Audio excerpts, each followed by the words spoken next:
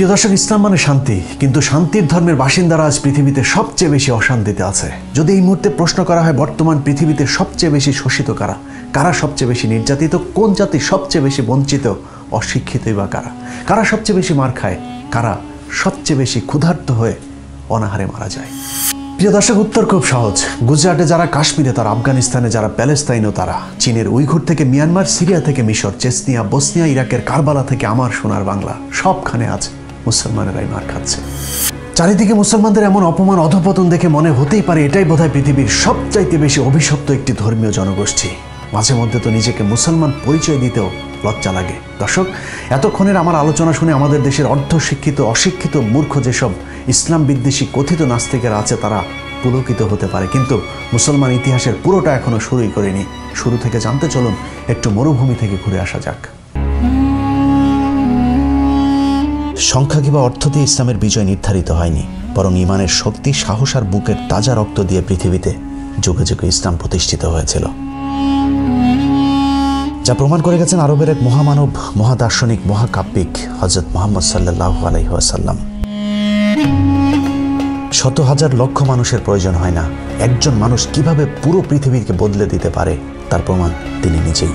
রাম রহিমের গল্প কিংবা উপন্যাস নয়, মাত্র আজ থেকে 1450 বছর আগে তিনি যা করে গেছেন তার বাস্তব প্রমাণ এখনো পৃথিবীতে বিদ্যমান। মক্কার সবার কাছে প্রিয় আলামিন খেতাবধারী মানুষটা নবুয়ত লাভের পর রাতারাতি সকলের শত্রুতে পরিণত হয়ে গিয়েছিলেন। শুধু রাসূল সাল্লাল্লাহু আলাইহি ওয়াসাল্লাম নয়, পৃথিবীতে যুগে যুগে যত নবী রাসূল এসেছেন সবাইকে দিন প্রচার করতে গিয়ে নির্যাতন সহ্য করতে হয়েছে।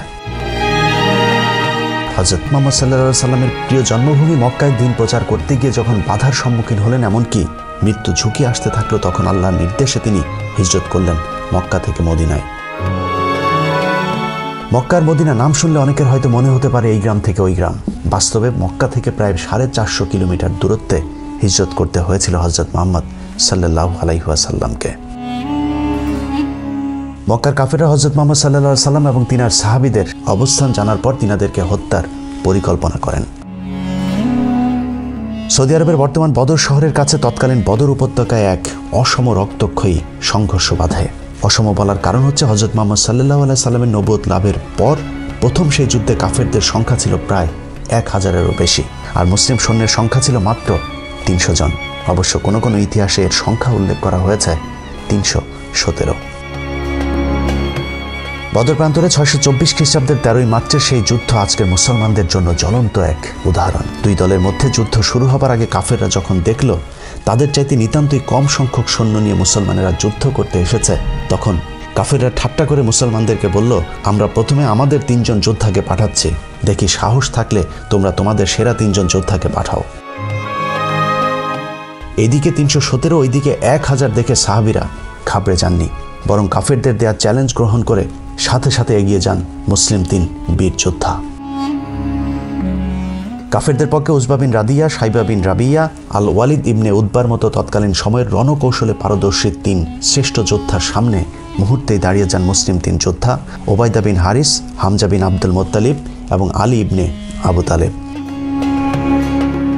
একের পর এক কাফেরদের 3 জনকে হত্যা করার পর কাফেররা সম্মিলিত আক্রমণ করে মুসলমানদের উপর। মাত্র 317 জনের ইমানি শক্তির কাছে সেই যুদ্ধে কাফেররা পরাজিত হয়েছিল। বদর যুদ্ধে রাসূল সাল্লাল্লাহু আলাইহি ওয়াসাল্লামের আপন চাচা আবু জাহেল ও উমাইয়া বিন খালেফের মতো শীর্ষ নেতা সহ কাফেরদের প্রায় 70 জন মারা গিয়েছিলেন। পক্ষান্তরে 14 জন মুসলিম সৈন্যও সেই যুদ্ধে শহীদ হয়েছিলেন। তখনকার সময়ের অত্যাধুনিক সমরাস্ত্র সজ্জিত বিশাল বাহিনীর সামনে নিশ্চিত মৃত্যু জেনেও বদরের যুদ্ধে তিনারা শহীদ হয়েছিলেন বলেই অন্য যে কোনো যুদ্ধের শহীদদের চাইতে তিনাদের মর্যাদা সবচেয়ে বেশি। প্রিয় দর্শক, যে এভাবে শত হাজার লক্ষ মুমিনের পবিত্র রক্তের বিনিময়ে পৃথিবীতে ইসলাম প্রতিষ্ঠিত হয়েছে। এক সময়ের খেজুরের পাতায় ঘেরা জরাজীর্ণ মসজিদগুলোতে আমরা চাকচিক্যতা এনেছি, ছোট্ট কৌটায় ভরা পবিত্র আতরের বদলে আমরা নামি দামি ব্র্যান্ডের পারফিউম পেয়েছি, কিন্তু হারিয়ে ফেলেছি ওমর আলীদের সেই ইমানি শক্তি। বেঈমানি এখন মুসলমানদের রক্তে মিশে গেছে। মাত্র 317 জন সৈন্য নিয়ে 1000 কাফেরের বিরুদ্ধে যুদ্ধ করা মুসলমান এখন সংখ্যায় 16 কোটি হলেও জিম্মি হয়ে আছে মাত্র কয়েকজন পুলিশের কাছে। বদরের সে বিজয়ের পর মুসলমানদেরকে আর পেছনে ফিরে তাকাতে হয়নি। রাসূল সাল্লাল্লাহু আলাইহি ওয়াসাল্লামের 23 বছরের নবুয়তি জীবনের পুরোটাই অভাবনীয় গতিতে ইসলামের প্রসার ঘটেছে আরব ছাড়িয়ে এশিয়া, আফ্রিকা পর্যন্ত। ইংরেজি 636 সালের 8 জুন রাসূল সাল্লাল্লাহু আলাইহি সাল্লামের পৃথিবীর জীবনের সমাপ্তি ঘটলেও ইসলামের প্রবৃদ্ধি থামেনি। 636 থেকে 634 খ্রিস্টাব্দ পর্যন্ত হযরত আবু বকর রাদিয়াল্লাহু তাআলা আনহু ইসলামের প্রথম খলিফা নিযুক্ত হন। 634 খ্রিস্টাব্দে আবু বকর রাদিয়াল্লাহু তাআলা আনহুর মৃত্যুর পর হযরত ওমর আল খাত্তাব রাদিয়াল্লাহু তাআলা আনহু ইসলামের দ্বিতীয় খলিফা নিযুক্ত হন। রাসূল সাল্লাল্লাহু আলাইহি সাল্লামের পর হযরত ওমরের যুগ ছিল ইসলামের সবচেয়ে স্বর্ণযুগ। তিনার সময় ইসলামের প্রসার ঘটেছিল ঝড়ো বেগে। ওমর রাদিয়াল্লাহু তাআলা আনহুর হাত ধরে একের পর এক দেশ মুসলমান শাসনের অধীনে আসতে থাকে। খেলাফতের দায়িত্ব নেওয়ার প্রথম বছরে হযরত ওমরের হাত ধরে আজনউদ্দিন যুদ্ধে জয়লাভ করে মুসলমানেরা। একই বছরে সিরিয়ার দামেস্ক পর্যন্ত চলে যায় খেলাফত শাসনের সীমানা। পরের বছর ফালের যুদ্ধে তৎকালীন বেইজেন্টাইন নিয়ন্ত্রিত প্যালেস্তাইন যোদ্ধাদের পরাজিত করেন মুসলমানেরা। 636 খ্রিস্টাব্দের 15 আগস্ট শুরু হওয়া 6 দিনব্যাপী ইয়ারমুখের যুদ্ধে জয়লাভ ছিল মুসলমানদের জন্য অত্যন্ত তাৎপর্যপূর্ণ। বর্তমান সিরিয়া জর্ডান সিরিয়া ইসরায়েল সীমান্তে অবস্থিত ইয়ারমুখ নদীর তীরে এই যুদ্ধে পরাজয়ের মধ্য দিয়ে মূলত মধ্যপ্রাচ্যে বেইজেন্টাইন সাম্রাজ্যের মেরুদণ্ড ভেঙে যায়। 637 সালে ভূমধ্য সাগরের পূর্ব অঞ্চল থেকে বেইজেন্টাইন সাম্রাজ্য পুরোপুরি নিয়ন্ত্রণ হারালে পুরো মধ্যপ্রাচ্য জুড়ে মুসলমানদের খেলাফত প্রতিষ্ঠিত হয়। 640 সালে আর্মেনিয়া বিজয় করেন মুসলমানেরা। 642 সালে আলেকজান্দ্রিয়াও খেলাফতের অধীনে চলে আসে। ইসলামের একের পর এক বিজয়ের একই সাথে চলেছে মুসলমানদের বিরুদ্ধে ষড়যন্ত্র। 644 সালে হযরত ওমরের অনাকাঙ্ক্ষিত মৃত্যুর পর তৃতীয় খলিফা হিসেবে দায়িত্ব নেন হযরত ওসমান রাদিয়াল্লাহু তাআলা আনহু। একের পর এক ষড়যন্ত্রে খলিফাদের মৃত্যু হতে থাকলেও ইসলামের মৃত্যু হয়নি, বরং তা সম্প্রসারিত হতে থেকেছে। আরব থেকে মুসলিম শাসনের জনপ্রিয়তা পায় ইউরোপ পর্যন্ত। 649 সালে হযরত ওসমানের সময় মুসলমানেরা সাইপ্রাস দখল করে। 651 সালে সাসানিয়ান সাম্রাজ্য দখলে আসে মুসলমানদের। এভাবে একের পর এক সাম্রাজ্য দেশ মহাদেশ মুসলমানদের দখলে আসতে থাকে। 654 সালে হযরত ওসমানের মৃত্যুর পর হযরত আলী রাদিয়াল্লাহু তাআলা আনহু খলিফা নিযুক্ত হন। হযরত আলী রাদিয়াল্লাহু তাআলা আনহুর খেলাফতের ব্যাপ্তিকাল ছিল মাত্র 6 বছর।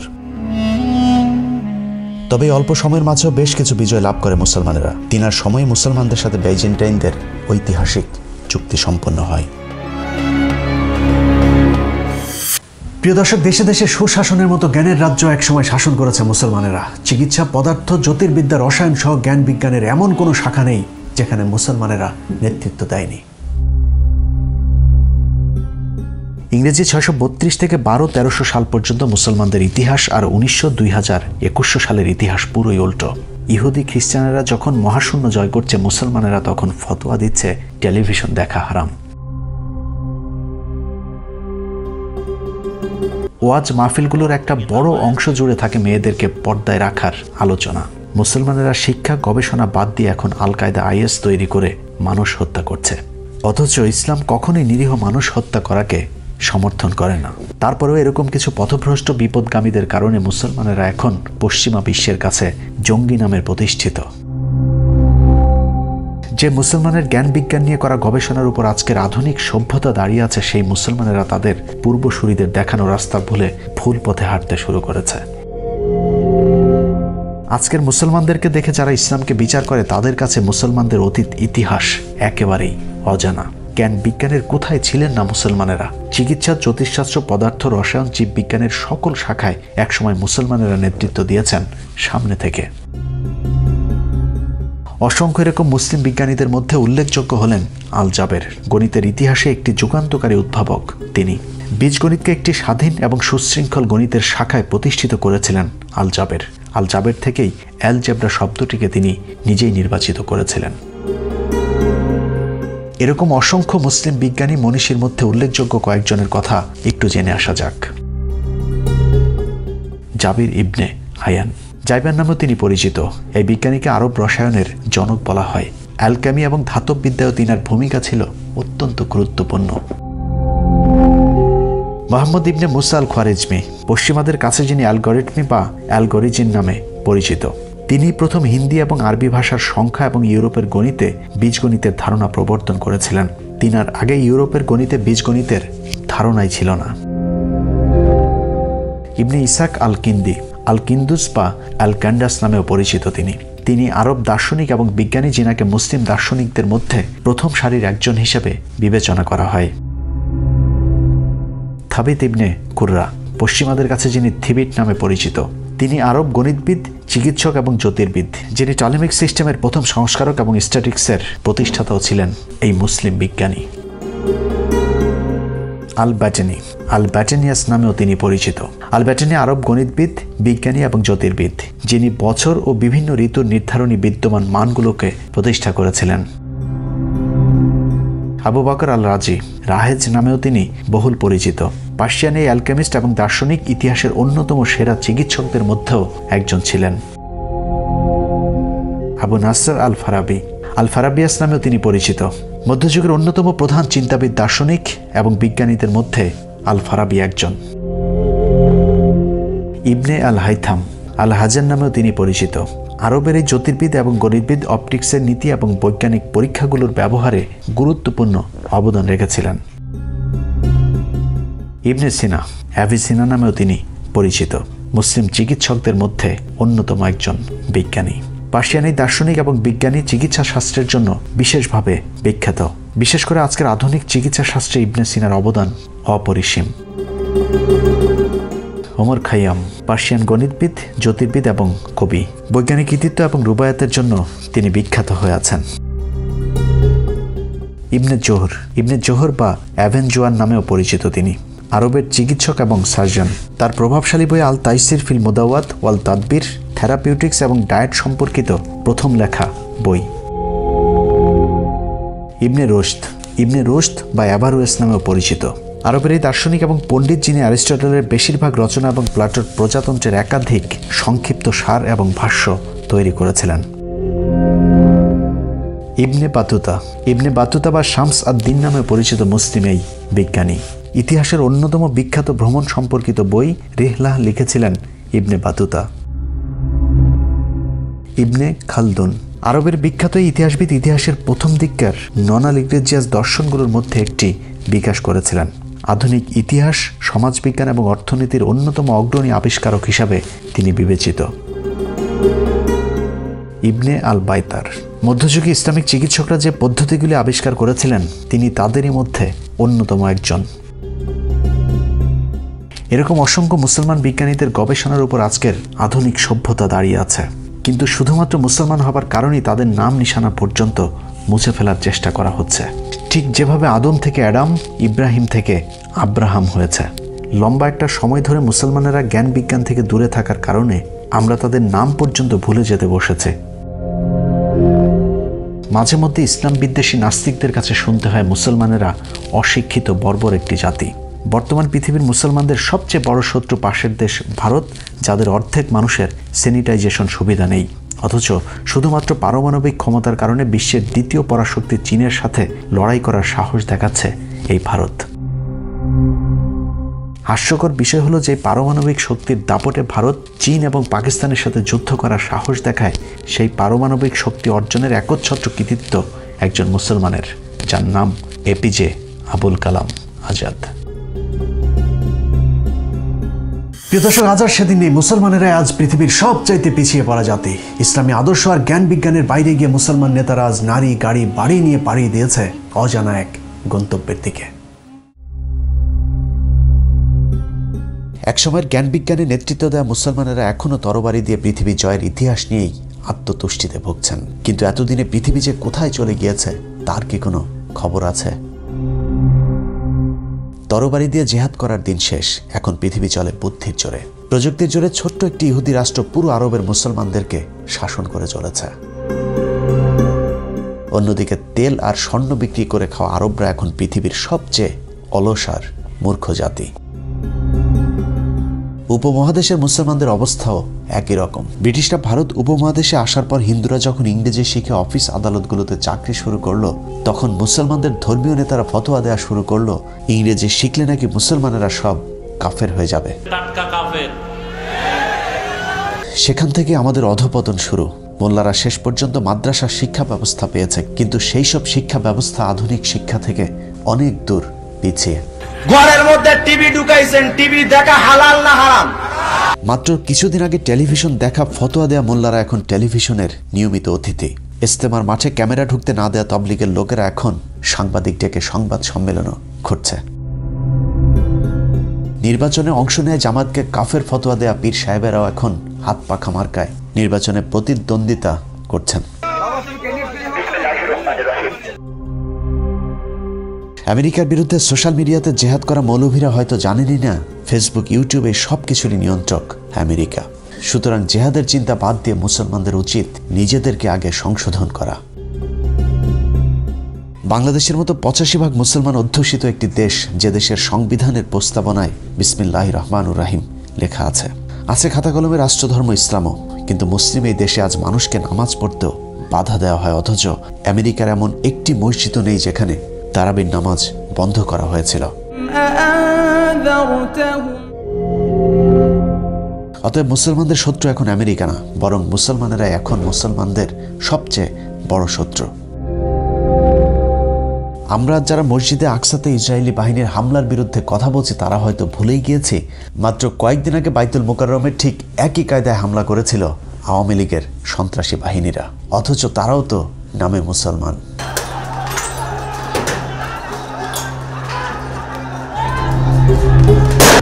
পশ্চিমারা ধর্মের ভালো দিকগুলো তাদের বাস্তব জীবনে কাজে লাগিয়েছে, আর আমাদের দেশে ধর্মের ভালো দিকগুলোকে সরিয়ে মাদ্রাসা মসজিদকে বানানো হয়েছে ব্যবসা প্রতিষ্ঠান। এখনও কাফের হয়ে যাবার ভয়ে কওমি মাদ্রাসাগুলোতে ইংরেজি শেখানো হয় না, পাঠ্যসূচিতে নেই গণিত, বিজ্ঞানের মতো প্রয়োজনীয় বিষয়গুলো, যে কারণে দেশের দ্বিতীয় বৃহত্তম শিক্ষিত এই জনগোষ্ঠীর জন্য মাদ্রাসা বা মসজিদে চাকরির বাইরে আর কোনো সুযোগ থাকছে না। বৈজ্ঞানিক বানানো হয় না, ডাক্তার হয় না, দার্শনিক হয় না, ইসলামী শিক্ষার গভীর জ্ঞানী করে তোলা। চাকরির মতো রাজনৈতিক ক্ষেত্রেও তারা কতটা পিছিয়ে তার নজির হেফাজতের বর্তমান অবস্থা। ভারতীয় গোয়েন্দা সংস্থা রয়ের ডিভাইড অ্যান্ড রোল পদ্ধতিতে বাংলাদেশের মুসলমানদেরকে ধ্বংসের যে মিশন হাতে নেওয়া হয়েছিল তা হয়তো তারা বুঝে উঠতে পারেনি। মিথ্যা বানোয়াট অভিযোগ তুলে জামায়াতে ইসলামের নেতাদের যখন হত্যা করা হয়েছিল তখন হেফাজত মনে মনে খুশি হয়েছিল ধর্মীয় মাঠে একক রাজত্ব করবার আশায়, কিন্তু জামায়াতের দিন শেষ, হেফাজতের বাংলাদেশ। এ অবস্থা খুব বেশি দিন টেকেনি। জামায়াত ইসলামীর এখন নামগন্ধ নাই, এটা অসল হইয়া গেছে, এটা চলে না। রয়ের খেলা যে তখনও শেষ হয়নি এটা বুঝতে মাওলানা শফিদের যতদিন লেগেছে ততদিনে অনেক দেরি হয়ে গিয়েছে। একসময়ের মাওলানা শফির বন্ধু সরকার আর এখন কওমিদের কথা শোনে না, বরং কওমিরাই মধ্যরাতে সরকারের দরজায় গিয়ে প্রাণ ভিক্ষা চাইতে ব্যস্ত। সরকারের মাত্র কয়েকদিনের অত্যাচার আর নির্যাতন থেকে বাঁচার জন্যে হেফাজতের অনেক নেতাই এখন পদত্যাগ করতে শুরু করেছে, কিন্তু তাতেও খুব একটা লাভ হচ্ছে না। এর জন্য যতটা না ইসলাম বিদ্বেষী আওয়ামী সরকার দায়ী, তার চেয়েও বেশি দায়ী আলেমদের একাংশ, কারণ তারা শত্রু আর বন্ধু চিনতে ভুল করেছিল। হেফাজতের 5ই মের ঘটনার পর আল্লামা শফিকে নিয়ে প্রকাশ্যে মিথ্যাচার করেছিল কথিত প্রধানমন্ত্রী শেখ হাসিনা। এছাড়া তাকে নিয়ে কুরুচিপূর্ণ বক্তব্য দিয়েছিল মাদার অফ মাফিয়া। সেই সময়টাই ছিল বাংলাদেশে ইসলামী দলগুলোর জন্য টার্নিং পয়েন্ট। হেফাজতের কয়েকশো এতিম অসহায় শহীদের বিচার তো দূরের কথা, এখন পর্যন্ত আনুষ্ঠানিকভাবে সেই রাতে শহীদদের পূর্ণ সংখ্যাও প্রকাশ করেনি হেফাজত। উল্টো ফরিদউদ্দিন মাসুদের মধ্যস্থতায় শেখ হাসিনার কাছে মাত্র 15 কোটি টাকায় বিক্রি হয় শফিপুত্র আনাস মাদানী, মুফতি ফায়জুল্লাহ সহ হেফাজতের প্রভাবশালী কয়েকজন নেতা। বাবুনগরী কাশেমী সহ কয়েকজন নেতা অনড় থাকলেও তাতে লাভ হয়নি। বাবুনগরী পন্থীদের বাদ দিয়ে কওমি সনদের নামে 5ই মের শহীদদের সাথে চরম বেইমানি করে খুনি হাসিনার সাথে হাত মেলায় শফি। তারপর থেকে কওমিপন্থী আলেমরা সরকারকে নিজেদের লোক ভাবতে শুরু করে, যে কারণেই নিয়মিত সরকারের গোয়েন্দা সংস্থাগুলোর সাথে যোগাযোগ রেখে ব্যালেন্স করার চেষ্টা করেছে তারা।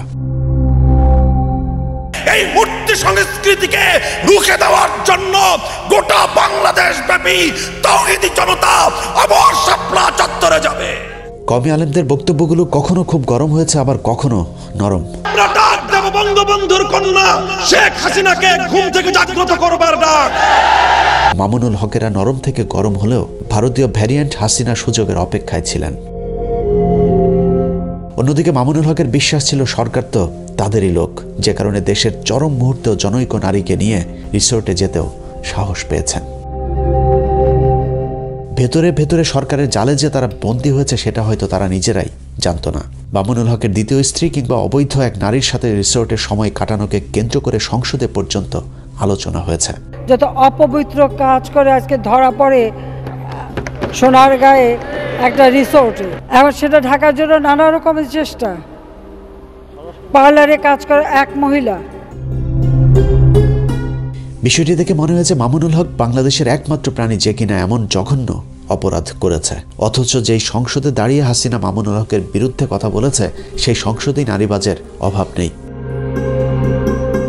মাত্র কয়েকদিন আগে ভাইরাল হয়েছিল চাকরির লোভ দেখিয়ে তারপর ময়মনসিংহের এক এমপি কিভাবে নারীকে ধর্ষণ করেছিল। তারও আগে বের হয়েছিল রাজশাহীর আরেক এমপির নারী কেলেঙ্কারির ভিডিও। এভাবে একটা মানুষের জীবন নষ্ট করে দিয়ে, যদি এক কথায় বলা হয় তাহলে সংসদে যতজন বসে আছে তাদের বেশিরভাগ নিজের স্ত্রীর চাইতে অন্য নারীর সাথে রাত কাটিয়েছে বেশি। সংসদে এরকম অনেক নারী সদস্য আছে যারা এক সময় 300 টাকায় অন্য পুরুষের মনোরঞ্জন করত। যে মিডিয়া মামুনুল হকের গোপন স্ত্রীদের তল্লাশিতে ব্যস্ত তাদের এরকম অনেক অশ্লীল কার্যকলাপের নমুনা সোশ্যাল মিডিয়াতে ছয়লাভ। মামুনুল হককে নিয়ে সবচেয়ে বেশি সোচ্চার থাকা মিথিলা ফারজানার সাথে মোজাম্মেল বাবুর অন্তরঙ্গ ছবিও ফাঁস হয়েছে অনেক আগেই। তারপরেও তাদের বিরুদ্ধে কোনো ব্যবস্থা কি এখন পর্যন্ত নেওয়া হয়েছে? অথচ মামুনুল হকের এক ঘটনাকে কেন্দ্র করে হেফাজতের শীর্ষ সব নেতাদেরকে আটক করা হয়েছে। যদি মনে করা হয় ধর্মীয় নেতা বলে তাদের বিরুদ্ধে ব্যবস্থা নেওয়া হয়েছে, সেটাও সঠিক নয়। কারণ চরমনাইপন্থী দুই কথিত আলেম হাফিজুর ও মিসবাহ দুজনেই অন্যের বউকে নিয়ে অনৈতিকভাবে সংসার করছে, কিন্তু তাদের বিরুদ্ধে সরকার নীরব। কারণ চরমনাই এখন সরকারের টোপ গেলা পরের শিকার। চরমনাইরা মনে করছে গোয়েন্দা সংস্থাগুলো তাদের আগামী নির্বাচনে প্রধান বিরোধী দল বানাবে, কিন্তু তাদের মনে রাখা উচিত মামুনুল হকের ঘটনা একটি উপলক্ষ মাত্র। বাংলাদেশকে ধর্মহীন রাষ্ট্র বানানোর পরিকল্পনা হাসিনা অনেক আগেই হাতে নিয়েছে। সেখানে চরমনাইয়েরও জায়গা হবে না আজ হোক বা কাল। কারণটা মনে রাখতে হবে, হানাফি, শাফি, আহলে হাদিস, আহলে সুন্নাত নয়, ভারতের টার্গেট বাংলাদেশের মুসলমান। এক এক করে আমরা সবাই মার খাচ্ছি, কিন্তু একসাথে রুখে দাঁড়ানোর জ্ঞান কিংবা সাহস কোনোটাই আমাদের নেই, যে কারণে সামনের দিনগুলো বাংলাদেশের মুসলমানদের জন্য আরো বেশি ভয়ঙ্কর হয়ে উঠতে পারে। প্রিয় দর্শক, কেন এমন হলো? কেন মুসলমান মার খায়? কেন মুসলমান না খেয়ে মারা যায়? মাত্র 317 জন দিয়ে পৃথিবী জয় করা মুসলমানের সংখ্যা এখন 250 কোটি, যা পৃথিবীর দ্বিতীয় বৃহত্তম ধর্মীয় জনগোষ্ঠী। সংখ্যায় বেড়েছে কিন্তু হারিয়েছে সাহস। এক মুসলমান আজ আরেক মুসলমানের বিপদে বুক পেতে দিতে ভয় পায়, সুখ পায় অন্য মুসলমানের অসুখে। মুসলমানেরা আজ পৃথিবীতে সবচাইতে মুসলমানদের বড় শত্রু। নিজেদের এমন করুণ অধপতনের জন্য আমরা নিজেরাই দায়ী। কারণ সুন্নাত মানে আমরা এখন শুধু 4 বিয়ে করাকেই বুঝি, কিন্তু ইসলাম প্রতিষ্ঠার জন্য নিজের দাঁত ভাঙাও যে একটা সুন্নাত, সেটা আমরা ভুলে গিয়েছি। ইসলামের জন্য নিজেদের জীবন বিলিয়ে দিতে। আল্লাহর ঘর মসজিদ তৈরি করবার জন্য আমরা এখন ভিক্ষা করে টাকা তুলি, কুরবানির পশুর চামড়া তুলি আমাদের সন্তানদেরকে ইলমের দিন শিক্ষা দেবার জন্য। কিন্তু কখনো কি চিন্তা করেছেন, যেই দেশে শত শত হাজার হাজার প্রতিষ্ঠান সরকারের টাকায় চলতে পারে, সেই দেশে কেন মসজিদ মাদ্রাসা ভিক্ষা করে তারপর চলতে হবে? ভিক্ষা করে পৃথিবীতে ইসলাম প্রতিষ্ঠিত হয়নি। ভিক্ষা করে হয়তো কোনো রকম বেঁচে থাকা যায়, কিন্তু নিজের পূর্ণ অধিকার প্রতিষ্ঠায় লড়াই করতে হয়। তার জন্য প্রয়োজন ঐক্য। কে কোথায় হাত বাঁধে, কে বিশ্বাস করে কোন মাঝহাবে, কে হেফাজতি, কে জামাতি, এসব নিয়ে তর্ক করার সময় এটা না। 16 কোটি মুসলমানের দেশে রমজান মাসে বন্ধ হয়ে যাওয়া মসজিদ মাদ্রাসা যদি খুলতে হয়, তাহলে তালা ঝুলাতে হবে অত্যাচারী শাসকের হাতে। বর্তমান শ্বাসরুদ্ধকর পরিস্থিতি থেকে হতাশ হবার কিছু নাই। মুসলমান হয়ে জন্মেছে, আর আমরা তো জন্মগতভাবেই সৌভাগ্যবান। ভারতীয় দালাল নব্য ফেরাউন হাসিনার বিরুদ্ধে এই যুদ্ধে সাময়িক পরাজিত মনে হতে পারে, কিন্তু শেষ হাসি তো আমাদেরই। কারণ আল্লাহ কোরআনে কথা দিয়েছেন, নিরাশ হও না, যদি তুমি মুমিন হও, বিজয় সুনিশ্চিত। আল্লাহ হাফেজ।